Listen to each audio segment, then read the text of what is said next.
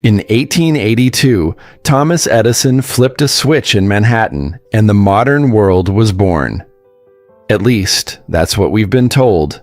But what if I told you there are photographs, real photographs, showing cities bathed in light decades before Edison's power station ever existed? What if I told you that millions of people around the world have looked at these images and asked a question that nobody seems willing to answer? How? Tonight, we're not going to tell you what to believe. We're going to show you what people have found. We're going to examine the photographs they share, the patents they've uncovered, the questions they're asking, and then you can decide for yourself. This is the theory that has captivated hundreds of thousands of people, the theory that mainstream historians dismiss but can't seem to make go away, the theory of a world that was lit before it was supposed to be. Before we dive into what people are questioning, let's establish what we've all been taught. The official history of electric light goes something like this. Thomas Edison demonstrates his incandescent light bulb, a revolutionary moment. For the first time, light could be produced safely, consistently, indoors. Edison opens the Pearl Street Station in New York City. 85 customers. A few city blocks. The birth of the electrical grid. Before this, we're told, the world relied on candles, oil lamps, gas lighting in wealthy neighborhoods of major cities. The night was dark. Streets were dangerous. Productivity ended when the sun went down. This is the story of progress, of innovation, of humanity climbing from darkness into light. It's a good story. But some people have started asking, is it the complete story? In the age of digitization, millions of historical photographs have become accessible.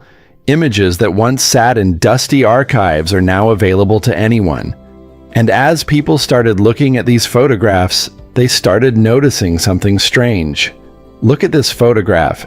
This is the World's Columbian Exposition in Chicago, 1893. Look at the lights, thousands of them. The buildings are glowing. The grounds are illuminated like a modern city.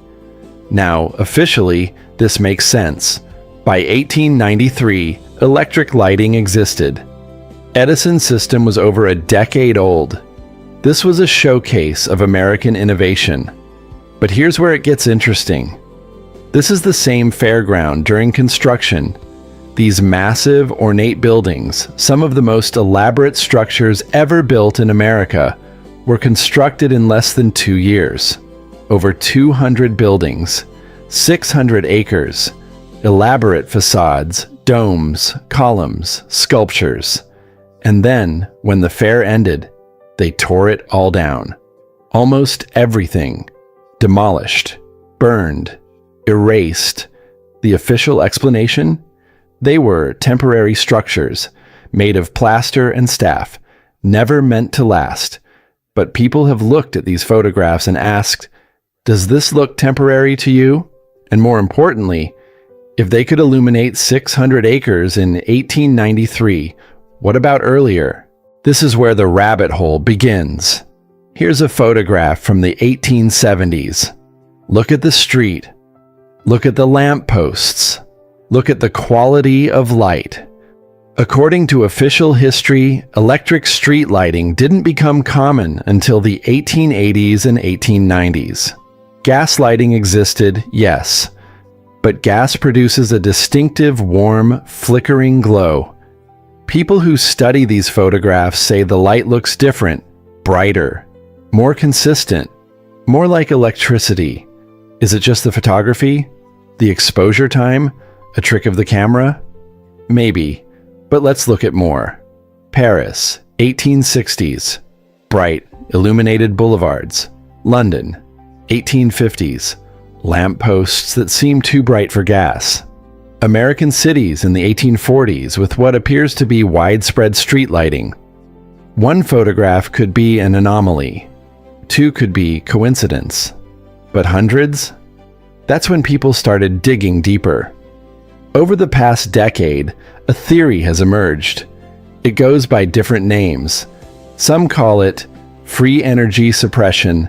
Some call it the old world. Some connect it to a broader theory about a civilization called Tartaria. Now we need to be clear about something. Tartaria on old maps refers to a real thing. It was a term European cartographers used for the vast, poorly understood regions of Central Asia, the Mongol steppes, Siberia. It wasn't a hidden civilization. It was simply a name for places Europeans didn't know much about. But the modern theory goes further. The theory, as many communities describe it, suggests that there was once a worldwide civilization with advanced technology, including some form of free or atmospheric energy. This civilization, they say, was destroyed or erased, and its technology was suppressed. The photographs of illuminated cities, they argue, are evidence, remnants, proof that someone, somewhere, had figured out how to light the world long before Edison and Tesla. Now, is there any evidence for this? Let's look at what proponents of this theory point to. First, the patents. In the archives of patent offices around the world, there are thousands of patents for lighting technology. Many of them predate Edison. Arc lamps, Geissler tubes, various forms of atmospheric electricity experiments. Scientists in the 1700s and 1800s were absolutely experimenting with electrical phenomena. Benjamin Franklin's famous kite experiment was in 1752, more than a century before Edison's light bulb. So the knowledge existed. The experimentation existed. The question theorists ask is, how far did it actually go? Some point to photographs of factories with elaborate lighting systems, photographs of cities with what appear to be power lines decades before official electrification. Are these gas lines, telegraph wires, or something else? The official answer is usually simple: gas or telegraph or just mice identification. But for those who believe the theory, the answer is never satisfying. If there's one thing that fuels this theory more than anything else, it's the World's Fairs. Between 1851 and the early 1900s, cities around the world hosted massive international expositions: London, Paris, Chicago, St. Louis, Buffalo, San Francisco. These weren't small events. They were enormous. Hundreds of buildings, millions of visitors, elaborate architecture that rivaled anything built before or since. And they were illuminated, brilliantly, spectacularly. The 1893 Chicago World's Fair was nicknamed the White City. At night, it was transformed into a wonderland of light. Over 100,000 incandescent bulbs, searchlights, illuminated fountains. Officially, this was a demonstration of new technology. Westinghouse and Tesla's alternating current system versus Edison's direct current. A battle of the currents played out on a massive stage. And that makes sense. But here's what theorists point out. This entire fair was built in about 2 years. 600 acres of elaborate neoclassical buildings, sculptures, canals, infrastructure. 2 years. Today, it takes longer than that to build a single skyscraper, to renovate a stadium, to construct a shopping mall. How did they do it? The official answer is labor. Thousands of workers. Long hours. Dangerous conditions. Many workers died during construction. But some look at these photographs and see something else. The level of detail. The consistency of style, the sheer scale of what was accomplished, and then it was torn down. Almost all of it. Demolished within a year of the fair's closing. The official explanation is practical. These were temporary structures, plaster over wooden frames. They were never meant to be permanent.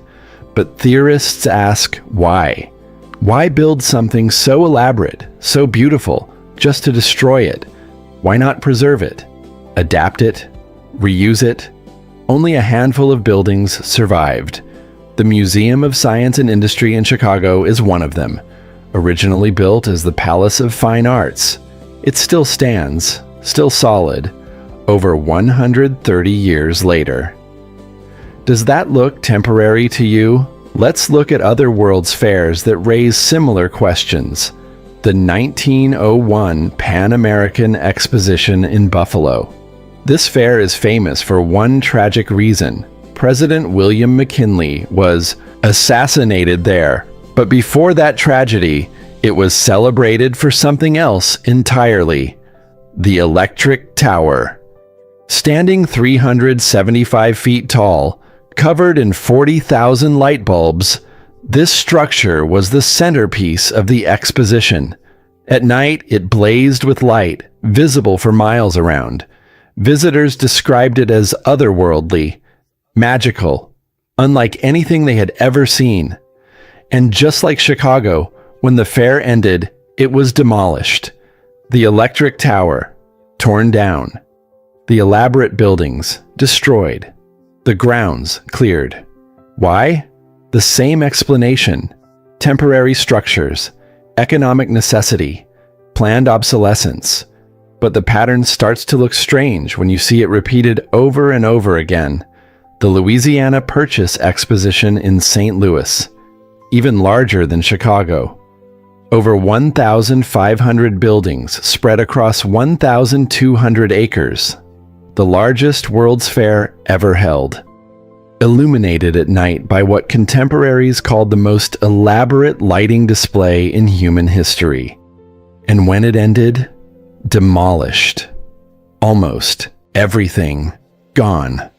The Panama Pacific International Exposition in San Francisco, built to celebrate the opening of the Panama Canal and to show the world that San Francisco had recovered from the devastating 1906 earthquake. Magnificent buildings, elaborate gardens, stunning illumination, demolished when the fair closed. Only the Palace of Fine Arts remains today. And even that had to be completely rebuilt in the 1960s because the original temporary structure was crumbling.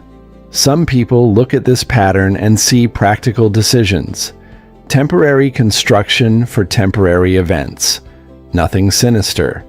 But others see something else. They see the systematic destruction of evidence. A deliberate effort to erase the architecture of a previous civilization. A cover-up on a global scale. Let's examine another piece of evidence that theorists frequently cite: the Old World maps. If you search historical map archives, you'll find something interesting.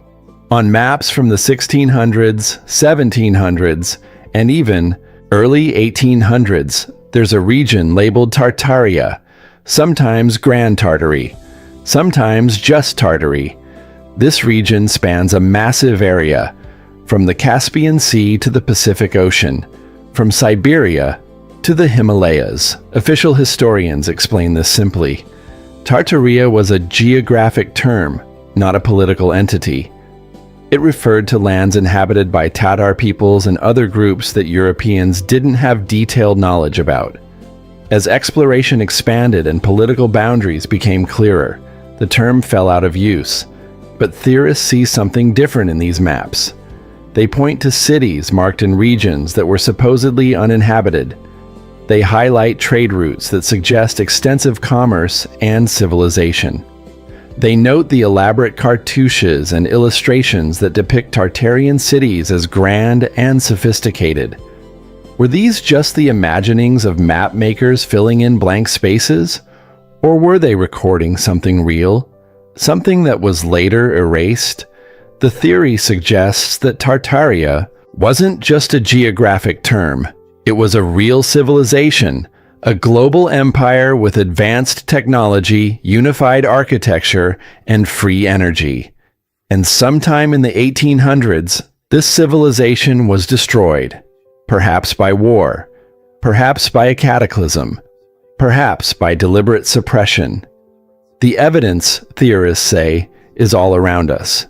We just need to know how to look. Consider the architecture. Walk through any major city in Europe or America, and you'll see buildings from the 1800s that share remarkable similarities. Neoclassical columns, elaborate cornices, symmetrical facades, similar proportions, and ornamentation. Officially, this is explained by architectural movements. Neoclassicism spread from Europe to America. Architects studied the same classical sources. Pattern books circulated designs across borders. But theorists ask a different question. Why would cultures that supposedly developed independently arrive at such similar architectural solutions? Why would buildings in St. Petersburg look like buildings in Philadelphia? Why would train stations in India mirror train stations in England? The official answer is colonialism. Imperial powers spread their architectural styles to their colonies. European taste dominated global construction. But some wonder if the causation runs the other way. What if these buildings weren't built by colonial powers at all? What if they were inherited, remnants of a previous civilization that spanned the globe? Consider the phenomenon of buried buildings. In cities around the world, you can find old buildings with windows and doors that are partially underground, basements that appear to have once been ground floors, streets that seem to have risen around existing structures. The official explanation varies by location. In some cities, streets were deliberately raised for sanitation or flood control. In others, debris accumulated over centuries. In others, buildings settled into soft ground. But theorists see a pattern. They call it the mud flood. The idea that at some point in history, a global catastrophe buried the first floors of buildings around the world. Cities were literally submerged in mud, and rather than excavate, survivors simply built on top of what remained. Look at photographs of old buildings being excavated, they say. Look at the ornate architectural details found below street level. Would people really bury such craftsmanship deliberately? The mud flood theory connects to the broader narrative. Whatever destroyed Tartaria, the theory suggests, also buried evidence of its existence. And those who came after had reasons to keep that evidence hidden. Let's talk about energy. This is perhaps the most compelling part of the theory for many believers. The idea that the old world had access to some form of free energy. Energy drawn from the atmosphere. Energy that powered the elaborate lighting we see in old photographs. Energy that has been suppressed by those who profit from selling us electricity today. Theorists point to several pieces of evidence. First, the work of Nikola Tesla himself. Tesla famously worked on wireless energy transmission. His Wardenclyffe Tower project aimed to transmit electricity without wires across great distances. The project was abandoned when funding dried up, supposedly because J.P. Morgan realized he couldn't meter wireless electricity. If there's no meter, there's no profit. Tesla's papers were seized by the government after his death. What secrets did they contain? What technologies have been suppressed? Second, the design of old buildings themselves. Theorists point to the elaborate metal ornamentation on 19th century architecture.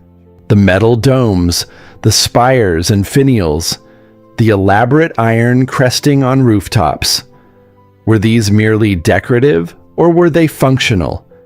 Could they have been antennae collecting atmospheric energy? Could the buildings themselves have been power stations? Look at the old cathedrals, theorists say. Look at the elaborate metalwork. Look at the design. These buildings are often the most ornate, the most carefully preserved. Could they be remnants of an old world power grid? Third, the pipe organs. This might sound strange, but theorists have noted that nearly every major old building, particularly churches and cathedrals, contains a pipe organ. These massive instruments require enormous amounts of energy to power. Today, they run on electricity. But what powered them before electrification? The official answer is manual labor, bellows pumped by hand or foot. But theorists wonder if there was another source, a source we no longer understand. Fourth, the star forts. Around the world, there are elaborate fortifications built in distinctive star shapes. These are found on every continent in cultures that supposedly had no contact with each other. Military historians explain these as a response to cannon warfare. The star shape deflects cannon fire and allows defenders to cover all approaches. But theorists note the similarity of these structures across cultures and continents. They note that many star forts show signs of being buried or partially destroyed. They wonder if these were military installations at all, or something else entirely. Perhaps power generation stations, perhaps part of a global energy grid. The theory weaves these elements together into a grand narrative. Once there was a global civilization. It had free energy. It built magnificent architecture. Its cities glowed with light. Then something happened. War, cataclysm, deliberate destruction. The civilization fell. Its technology was lost or suppressed. Its history was rewritten. Those who came after, the current powers that rule our world, inherited some of this technology, but kept it secret. They profit from selling us expensive energy when free energy is possible. They maintain the fiction that our current civilization represents the peak of human achievement, when in fact we are living in the ruins of something far greater. The photographs of illuminated cities, the elaborate architecture, the buried buildings, the star forts, the mysterious patents, the stolen Tesla papers. It all fits together. Or does it? Let's consider the alternative explanations. Historians and scientists have responses to each of these claims. The illuminated photographs? Long exposure times make light sources appear brighter than they were. Gaslighting technology was more advanced than commonly known. The apparent brightness is a photographic artifact, not evidence of unknown technology. The rapid construction of world's fairs? Industrial-era labor was brutal and efficient. Thousands of workers, working around the clock, could accomplish remarkable things. The temporary construction methods, plaster and staff over wooden frames, were specifically designed for speed. Contemporary accounts document the construction process in detail. There's no mystery here, just hard work and harsh conditions. The demolition of these structures? Economic decisions? The land was valuable. The temporary structures would have deteriorated quickly. Maintenance would have been expensive. Demolition was always the plan. The similar architecture around the world? Architectural movements spread through publications, education, and colonialism. Neoclassicism was a conscious revival of Greek and Roman forms. Architects in different countries were trained in similar traditions and worked from similar pattern books. The buried buildings? Streets were raised, sometimes deliberately for sanitation, sometimes gradually through accumulation of debris. Buildings settle, cities change. There's no need to invoke a global mud flood. The star forts, military architecture evolved in response to gunpowder weapons. The star shape is an optimal defensive form, and it's not surprising that different cultures arrived at similar solutions to similar problems. The Tesla papers? Tesla was a brilliant inventor, but many of his later claims were impractical or impossible. Wireless energy transmission at the scale he envisioned remains technologically unfeasible. His papers contained many ideas, but no suppressed free energy technology. The ornamental metalwork, decorative, Victorian and earlier aesthetics favored elaborate ornamentation. There's no evidence these elements had any functional energy collecting purpose. These explanations are, individually and collectively, reasonable. They're supported by documentary evidence, scientific understanding, and historical research. But here's the interesting thing. The explanations don't seem to satisfy the theorists. For every mainstream explanation, they have a counter-argument.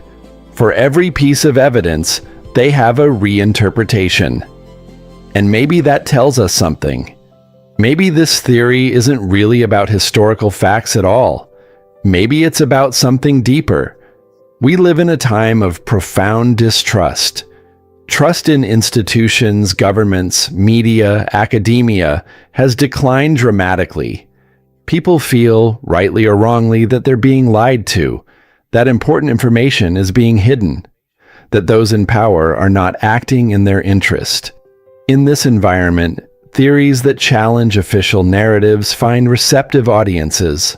The Tartaria theory, the Old World theory, the free energy theory, they all share a common thread. The idea that something has been hidden, that the true history of humanity has been suppressed, that we once had more than we have now. There's something almost mythological about it, a lost golden age, a fall from grace, knowledge that was taken away. These are stories humans have told since the beginning of recorded history.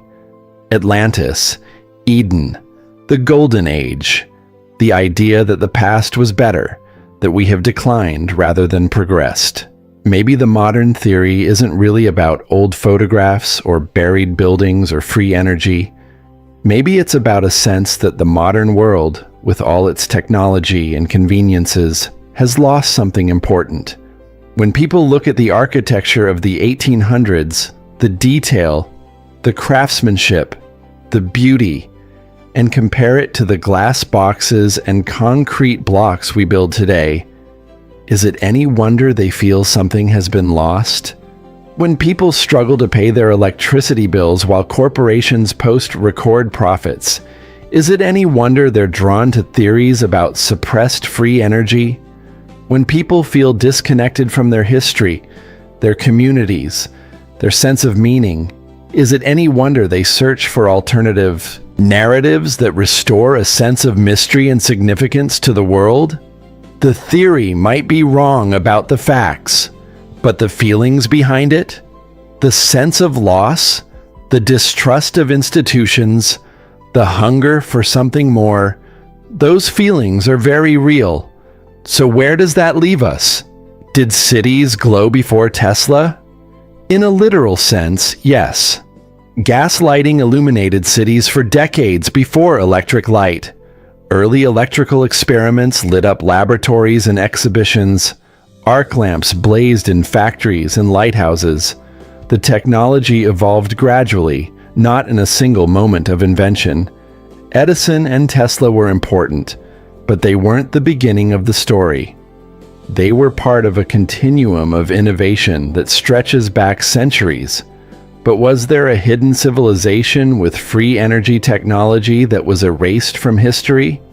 The evidence doesn't support that conclusion. The photographs have simpler explanations. The architecture reflects known historical movements. The buried buildings result from documented urban processes. The patents show experimental technology, not suppressed free energy. But the theory persists. And perhaps that tells us something important. When we look at these photographs, these images of a world that seems both familiar and impossibly distant, we're not just seeing old buildings. We're seeing our own hunger for mystery, our distrust of official stories, our longing for a world that was somehow better, brighter, more magical than our own. The past is a foreign country. And like any foreign country, we see in it what we want to see. Whether you believe the theory or not, the questions it raises are worth considering. How much do we really know about our own history? Every generation rewrites the past to suit its needs. How much has been distorted, forgotten, or misunderstood? How much has been lost, not to conspiracy, but simply to time? Technologies forgotten, skills abandoned, knowledge that seemed unimportant until it was gone. What would we do if we discovered that our understanding of history was fundamentally wrong? Would we be open to revising our beliefs, or would we cling to familiar narratives? These questions don't have easy answers, but asking them, examining our assumptions, questioning what we think we know, that might be the most valuable thing we can do. The photographs will continue to circulate. The theories will continue to spread. People will continue to look at images of illuminated cities and wonder. And perhaps that wonder, that willingness to question, that refusal to accept easy answers, is something worth preserving. Even if the theory is wrong, the impulse behind it, the desire to understand, to question, to seek truth, that impulse is deeply human. And in a world that often seems to discourage such questioning, maybe that's something to celebrate. The cities did glow. Of that, there's no doubt. The question is simply how, and why, and what it means.